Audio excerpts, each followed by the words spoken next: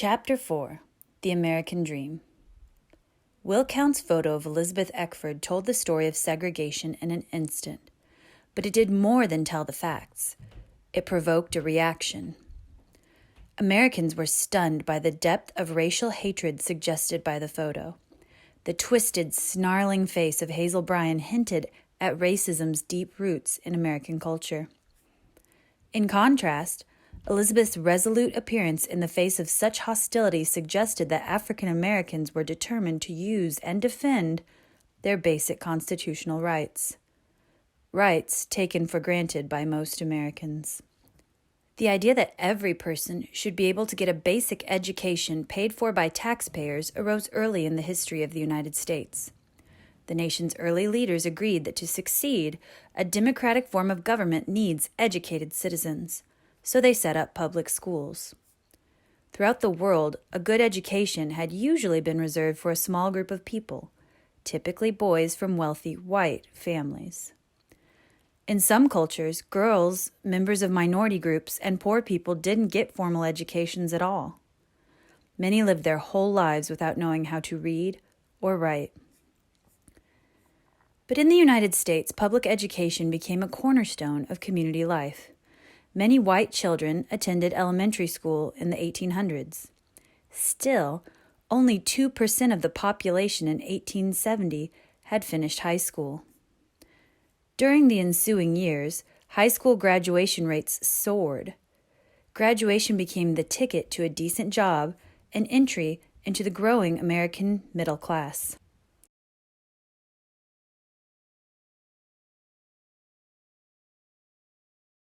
The country's success with public education didn't cross racial lines, though.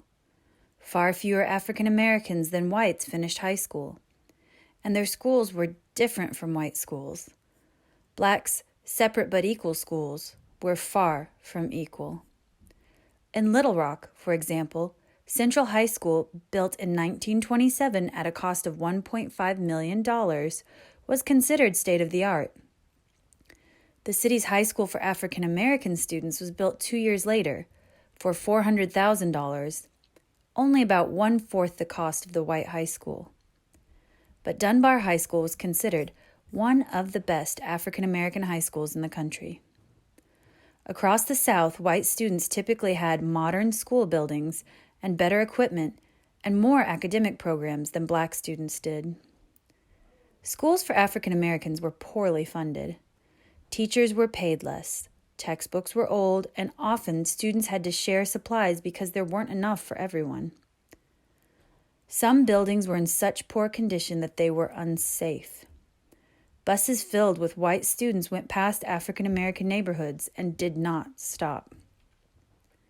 Kids in those neighborhoods often had to walk long distances to their schools.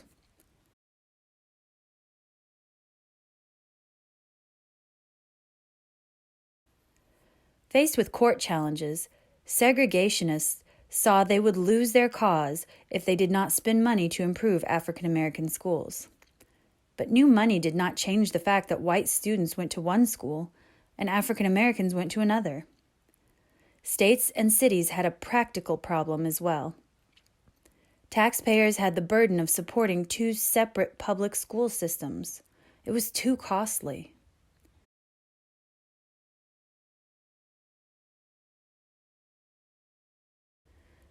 Most Americans believe that students, no matter how poor, can grow into successful adults if they get a good education and work hard. The United States is portrayed as a melting pot, a place where people of various races, religions, and cultures come together and unite as one nation.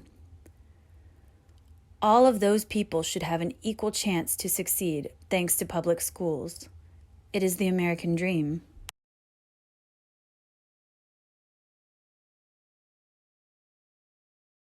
The photos from Little Rock show students who wanted the American dream so badly that they were willing to confront the military. Elizabeth Eckford's photograph suggested that the American dream was a lie, at least for African Americans. Dorothy Butler Gilliam, an African American reporter, summed up the reaction of millions of Americans to the attempt to integrate schools. If this is what it takes to bring this about, What kind of country is this? Reporters found it difficult to be neutral on the issue. New York Times reporter Benjamin Fine had put his arm around Elizabeth to make her feel safe. It was a human reaction, but not a professional one. Reporters are not supposed to be part of the story. They aren't supposed to get involved in what they cover. But the hatred and violence were impossible to ignore. African American reporters were beaten when they tried to cover protests. Newsmen heard the threats and saw the violence. Segregationists threatened white reporters too, but they rarely hurt them seriously. "We knew what the right side was," said Herb Kaplow, a journalist who covered key moments in the civil rights movement. "America was coming to grips with it, you know. There were things happening before Brown, and the armed forces were desegregated. Things were happening. The American public was coming to see segregation for what it was, a terrible institution." Americans, especially outside the South, were outraged by the treatment of the Little Rock Nine. Many adults believed that the teenage protesters, such as the sneering Hazel Bryan, were immature and caught up in the moment. Youth and a lack of experience could explain their actions, but the adults in the crowd were another matter. How could adults, parents, neighbors, churchgoers, threaten and harass children who were only trying to get an education? While segregationists threatened and harassed the Little Rock Nine and their families, others came forward to help. The news coverage motivated people to get involved. Strangers called and wrote to Elizabeth Eckford, praising her courage. People left gifts of cash at her grandfather's store. Famous people, such as actress and singer Lena Horne and Nobel Peace Prize winner Ralph Bunche, wanted to shake hands with the Little Rock Nine.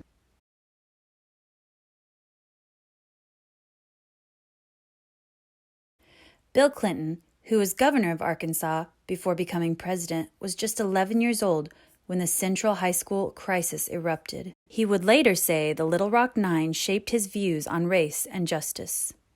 "It was Little Rock," he said, "that made racial equality a driving obsession in my life."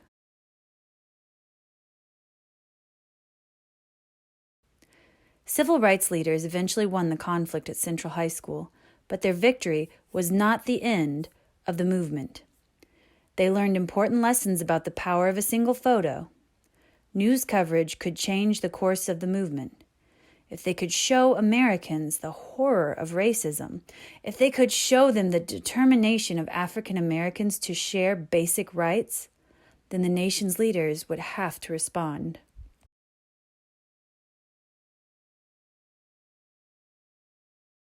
The rest of the Little Rock Nine.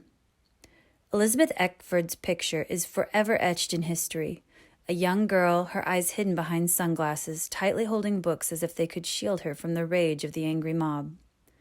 Although Eckford became the face of the Little Rock confrontation, 8 other students also tried to enter the school that day. Together they are known as the Little Rock Nine.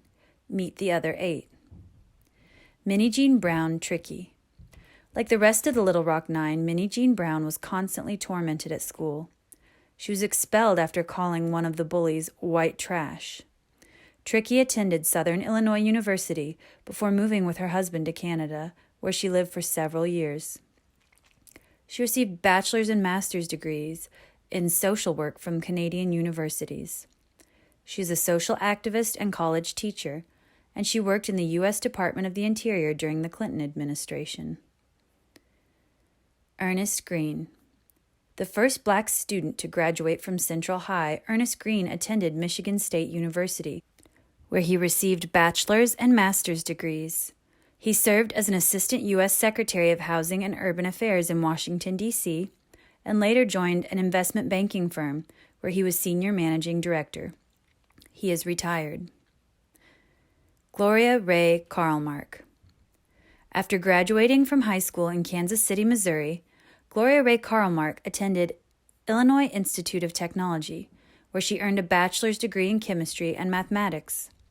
She worked as a systems analyst and technical writer in Sweden before becoming a patent attorney there. She also published in International Computer Applications Journal and worked in the Netherlands. She lives in Europe. Thelma Mothershed Ware. After earning high school credits by correspondence courses and summer school, Thelma Mothershed received a high school diploma by mail from Central High School. She earned a bachelor's and master's degree from Southern Illinois University and taught home economics in Illinois for 28 years before retiring in 1994. She also volunteered in a program for victims of domestic abuse. She now lives in Little Rock.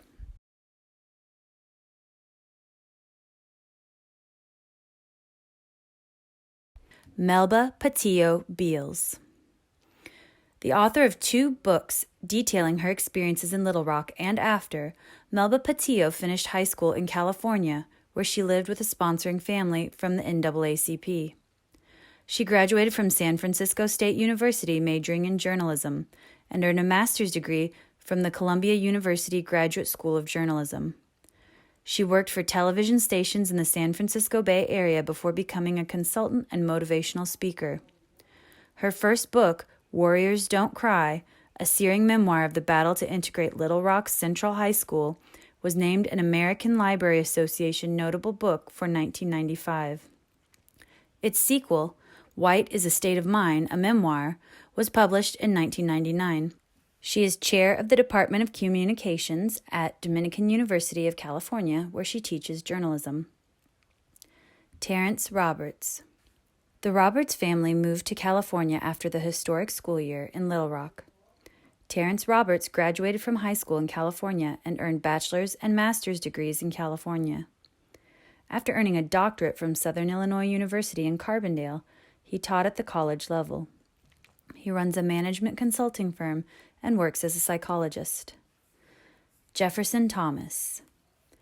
A track athlete, Jefferson Thomas had to give up his sport to attend Central High.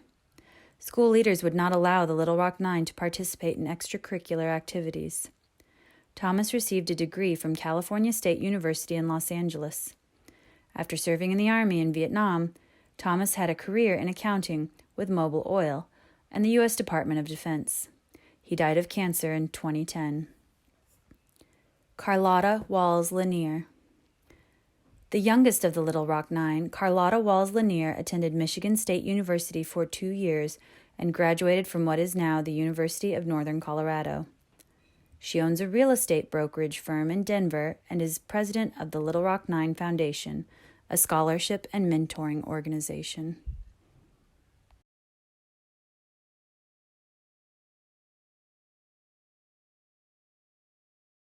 After the events in Little Rock, African Americans across the South tried to enroll in all-white schools.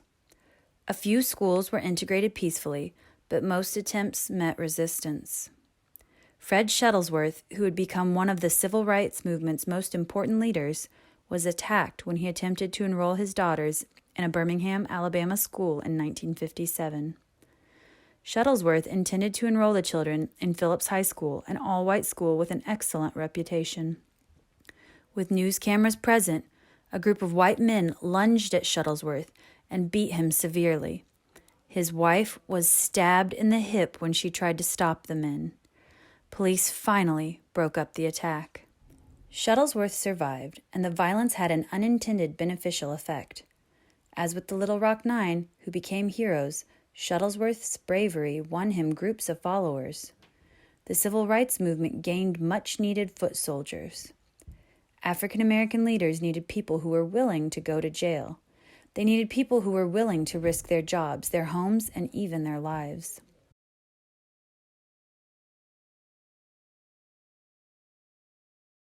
But Shuttlesworth, who died in 2011, was already a well-known active leader. Eckford was just a teenager who wanted a better education. She knew her famous picture moved millions of people, but for her, it didn't represent a moment of pride. It represented a moment of terror. Decades after the conflict, she told a reporter, "One time, I asked people not to put that picture in front of my face. They didn't understand. They kept bringing that picture for me to sign. So what I do now is I keep some tissues and I put it over the picture as though I'm protecting it while I sign the skirt. Eckford is retired from her job as a probation officer in Little Rock. After high school, she attended college in Ohio and in 1967 joined the Army. After 5 years, she moved back to Little Rock, where she has lived a quiet life ever since.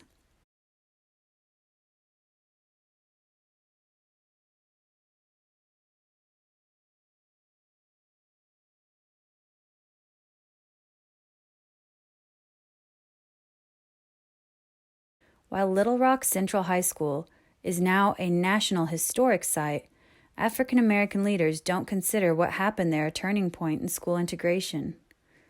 The Little Rock conflict ended with a victory, but efforts to integrate schools in many parts of the country remain slow and controversial more than 50 years later.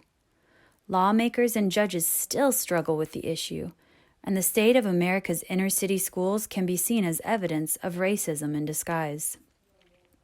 But Melba Patio Beals, one of the Little Rock Nine, sees progress, and it gives her hope. 4 decades after the conflict, she returned to Central High School and took a tour. When I got to the top of the stairs, I saw a young black boy wearing wire-rimmed glasses, slight of stature. He bowed and said, "Welcome to Central High School. I'm the president of the student body." Of course, I was quite tearful. Climbing all those stairs, seeing him. I hadn't been up those stairs in 40 years. So when he stepped out, I was expecting something other than this black child. This had been my dream, my vision. This was why I had endured all the pain and physical punishment. So this boy could stand there and say that. It was amazing.